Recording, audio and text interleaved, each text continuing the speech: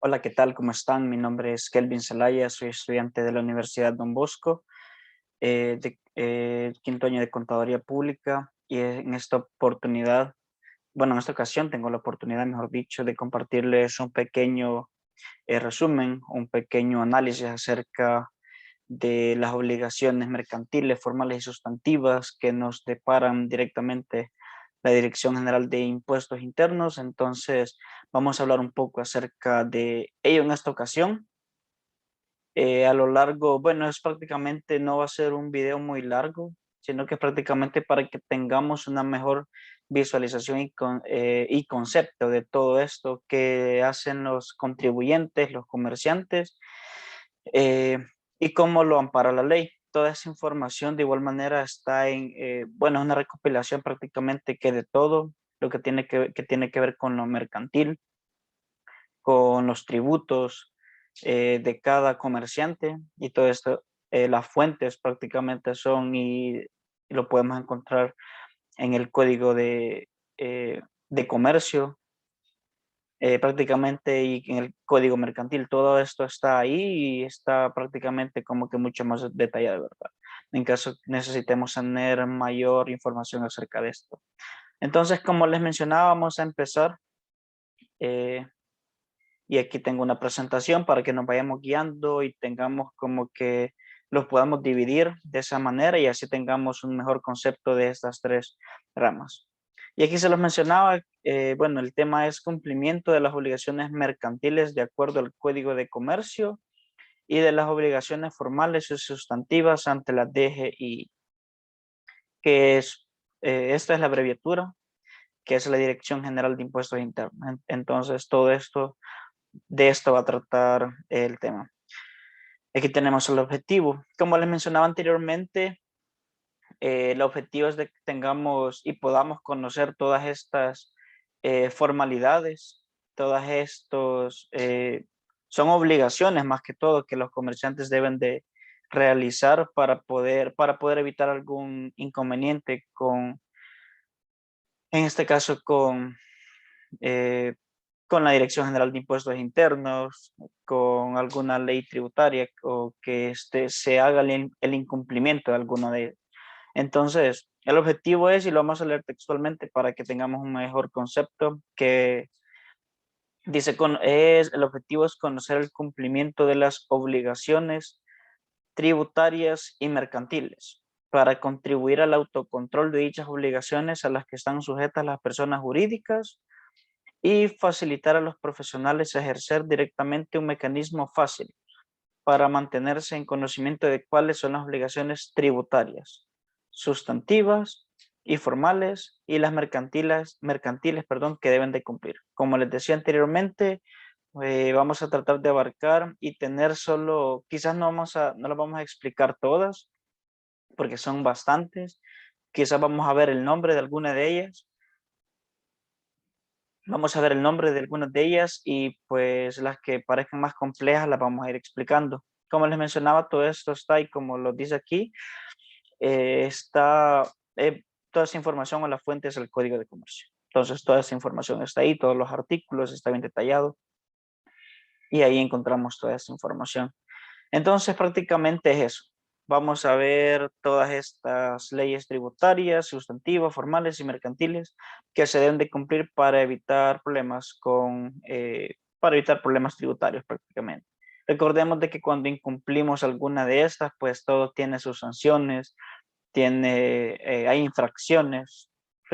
Si realizamos si tenemos una sanción, pues eso va a tener una infracción por consecuencia y pues esto no es bien para la empresa porque hay que pagar por haber cometido, eh, por tener esta sanción y haber cometido una infracción prácticamente.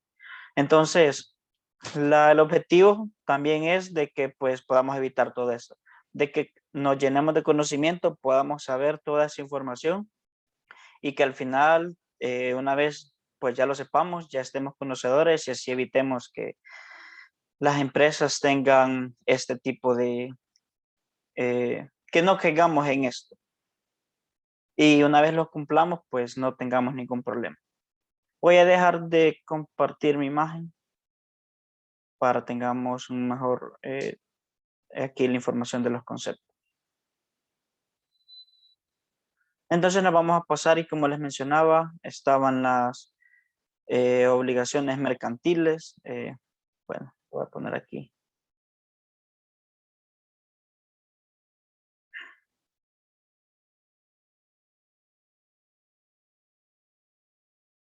Están las obligaciones mercantiles y aquí están algunas de ellas.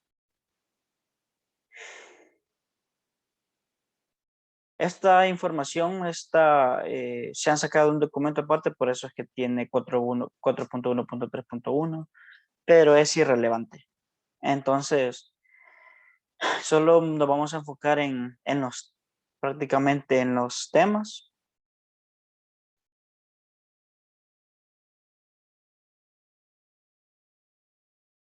Vamos a enfocar en los temas. Aquí está, por ejemplo, el primero de las obligaciones mercantiles, renovación de matrículas, registro de locales de agencias y sucursales. Como ya sabemos, una de las obligaciones que se tienen que hacer es de que las empresas deben de ir a matricular, en este caso, valga la redundancia, las empresas. Y pues una de las obligaciones que tienen es hacer la renovación de esta cada año. Y esto también incluye el registro de los locales de agencias y sucursales, es lo mismo. Cada año se tiene que hacer la renovación de esto. Otra obligación es la inscripción del balance general. Como ya sabemos, pues al terminar un periodo contable, pues tenemos esta información del balance general que al final debemos de inscribir esto para mostrar cuál es la situación financiera de la empresa. Otra obligación mercantil es la obligación de nombrar auditor externo y fiscal. Como ya sabemos, pues la, la junta directiva tiene la obligación de nombrar auditor externo y fiscal para saber y tener esa información de quién va a ser quien nos va a fiscalizar. Siguiendo, vamos con el siguiente, que es el poder especial dado a los gerentes.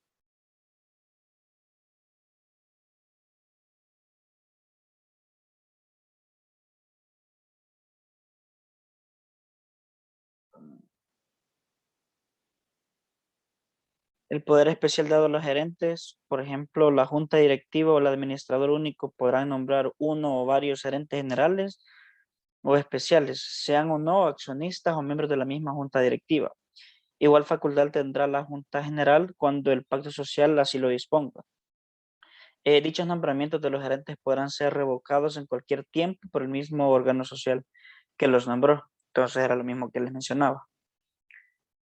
Vamos con el siguiente, que son las credencial de administrador único, representante legal. La representación judicial y extrajudicial y el uso de la firma social corresponden al director único o al presidente de la junta directiva en su caso. El pacto social puede confiar estas atribuciones a cualquier de los directores que determine o a un gerente nombrado por la junta directiva. Por ejemplo, la representación judicial de la sociedad también podrá recaer en aquella persona que nombre el director único o la junta directiva. En su caso, debiendo conferirse a persona con facultades de ejercer la procuración y por igual periodo del órgano que lo nombra. Ahora vamos con el último punto, que es lo que les mencionaba, que son estas sanciones por incumplimiento de las obligaciones mercantiles. La ley de la superintendencia de obligaciones mercantiles, en su capítulo 2, infracciones y sanciones, estipula lo siguiente. Por ejemplo, habla de las infracciones y de las sanciones. De las infracciones, en el artículo 10 de las obligaciones mercantiles, dice de que para los efectos de esta ley se entenderá como infracciones cometidas por los comerciantes individuales o sociales a sus administradores el incumplimiento a las obligaciones mercantiles establecidas en el Código de Comercio y leyes mercantiles. Entonces, al no cumplir esto, pues se está realizando una infracción. Y pues las sanciones de estas están divididas en dos, en leves y en graves. La leve es una amonestación escrita en los casos de incumplimiento de las obligaciones a que se refiere el artículo 10. cuando se tratare de la primera vez. Y grave, se multa de 1 a 15 salarios mínimos urbanos superiores vigentes cuando por causas imputables al comerciante no se hubiere subsanado el cumplimiento de la obligación a que se refiere el literal anterior. Entonces, prácticamente leve es eso. Se hace una amonestación escrita cuando se trata de la primera vez. Y grave, pues, era lo mismo, ¿verdad? Cuando por causas imputables al comerciante no se hubiera subsanado el cumplimiento de la obligación a que se refiere el literal A, que es, por ejemplo, de las leves. Y ahora bien, ¿cómo se van a hacer el pago de estas multas cuando cometamos una infracción? Dice, el pago de las multas será efectivo en las instituciones autorizadas por el Ministerio de Hacienda, previa exención del mandamiento de ingreso por la superintendencia. Entonces, vamos a entender que esto se va a manejar de la misma manera para todas las infracciones que se cometan y cuando obtengamos una sanción. Entonces, se podrá pagar en cualquier institución autorizada por el Ministerio de Hacienda. Dicho esto, ya tenemos prácticamente las obligaciones, podemos saber un poco más de las obligaciones mercantiles. Ahora vamos con las obligaciones formales, que son prácticamente las más largas, o son más, por decirlo así. O sea, son mucho más extensas. Y ya le vamos a explicar por qué. Bueno, es que al final, bueno, para que entremos en contexto y que podamos entender por qué son tantas, porque miren, todas estas son las obligaciones formales. Las obligaciones formales prácticamente son todas aquellas que el contribuyente debe de realizar para que se cumpla y pueda facilitar esa información para que se cumpla el pago de los tributos. Por eso es que son tantas. Por ejemplo, como les mencioné anteriormente, de acuerdo a la normativa, pues estas obligaciones están relacionadas con acciones u omisiones a cargo del contribuyente destinadas a asegurar el pago de los tributos respectivos. Por otro lado, las obligaciones sustantivas están vinculadas precisamente al pago del tributo. Entonces, las obligaciones formales son todo aquello que me va a permitir realizar el pago y las sustantivas, pues prácticamente es realizar el pago de estas. No, o sea, cumplir con el pago de los tributos. O sea, no hacer ningún, como que me quiero desvincular de esto, no lo quiero pagar, o estoy, por ejemplo, pagando menos, estoy modificando algún documento que me ha brindado una institución para pagar menos. Entonces, esa es la diferencia entre obligaciones formales y sustantivas. Si son todos estos, si se miran, son solicitudes, son permisos, son documentación, informes mensuales. Entonces, todo estos, las obligaciones formales son todos estos, son todos estos documentos que me permiten a mí como contribuyente realizar el pago. Entonces, esa es como que la diferencia principal entre una de ellas. Por ejemplo, bueno, las obligaciones formales son de indispensable cumplimiento, crean las condiciones necesarias para que los sujetos pasivos de la relación tributaria cumplan con sus obligaciones materiales. De esta forma, las obligaciones formales comprenden todos los procedimientos, trámites, registros, declaraciones, emisión de documentos, permisos, etcétera, que eran los que les explicaba anteriormente, que posibiliten el fin cumplimiento del pago del tributo. Bueno, estas obligaciones son de indispensable cumplimiento, pues crean las condiciones necesarias para que los sujetos pasivos de la relación tributaria cumplan con las obligaciones materiales. Y como ya sabemos, pues los sujetos pasivos, en caso que no lo sepamos, los sujetos pasivos somos o son todos los contribuyentes. Todos los contribuyentes somos el sujeto pasivo y como ya sabemos, el sujeto activo, pues prácticamente es la ley superior, es el gobierno, es quien recibe toda esa tributación. Entonces, si lo ponemos de esa manera, todo esto, obligaciones formales son eh, bueno, lo que le mencionaba, ¿verdad? Son del sujeto pasivo, que somos todos los contribuyentes o las personas naturales y o jurídicas que tenemos la obligación de tributar. Entonces, volviendo a, a lo demás, si se fijan, bueno, estas son todas las obligaciones formales. Está el registro único del contribuyente, la actualización de dirección para recibir notificaciones, informe anual de retenciones, informe mensual de retención, informe sobre distribución o capitalización de utilidades, dividendos o excedentes, informes, nombramientos, emisión y entrega de documentos legales, exigir y retirar documentos, proporcionar información, permitir el control y fiscalización, contabilidad formal, registros de IVA, inventarios, utilización de métodos de evaluación y todos los formularios. Expedir constancia de retención de impuestos sobre la renta, conservar informaciones y pruebas, informar extravío de documentos y registros, reconstruir la contabilidad, balance general y estado de resultados y conciliación de las utilidades. Para eso se utiliza el formulario 971. Lo siguiente, informe de proveedores, clientes, deudores, solicitud de autorización para la emisión de etiquetas por máquinas registradoras, solicitud de asignación y autorización correlativo para la emisión de documentos, solicitud de asignación y autorización, solicitud de asignación y autorización correlativo para la emisión de documentos legales, formulario único electrónico y todo esto es informe. Entonces, en resumen, hablando de las operaciones formales, todo eso lo podemos encontrar. Bueno, la fuente es en el Código de Comercio. Todo esto se encuentra ahí.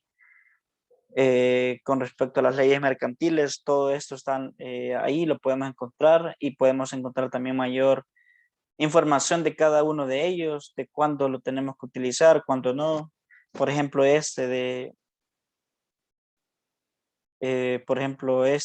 informe de proveedores, informe de ganancias y pérdida de capital, todos estos formularios, cómo solicitarlos y todo eso pues está ahí. Ahí lo podemos encontrar. Ahora vamos a hablar de las obligaciones sustantivas. Y como les mencionaba, pues las obligaciones sustantivas son el complemento de las obligaciones formales, ya que estas prácticamente son las que me permiten a mí, bueno, las que me sancionan, las que si no realizo el pago de esto, de los tributos.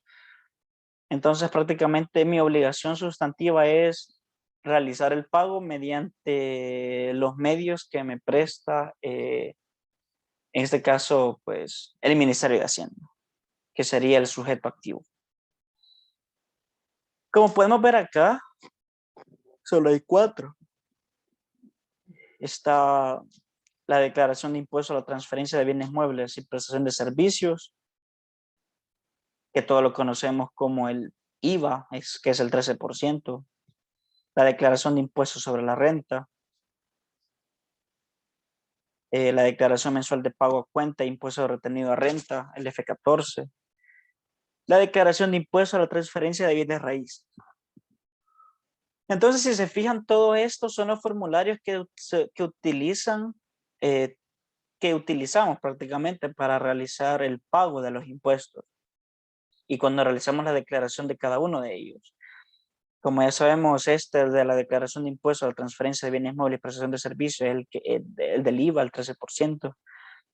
Cuando son un gran contribuyente, pues se tiene que hacer, se tiene la obligación de retener, por ejemplo, un 1% si se vende a un pequeño contribuyente. Y en este caso, pues, esta entidad, pues, tiene que también realizar esta declaración. Y pues cada uno de ellos se utilizan para eso, para realizar los pagos. Seguimos con la declaración de impuestos sobre la renta. Esto va para todas las empresas. En ese caso que son, por ejemplo, le hacen la deducción a sus empleados. Todo esto, de impuestos sobre la renta. Es decir, en resumen, todo eso son los formularios que se utilizan cuando ya tenemos que realizar todos estos pagos. la declaración mensual de pago a cuenta, impuesto retenido de la renta. Igual la declaración de impuesto a transferencia de bienes raíces. Así sería. Bueno, prácticamente, si eso sería todo, como les mencionaba anteriormente, toda esta información está en el Código de Comercio.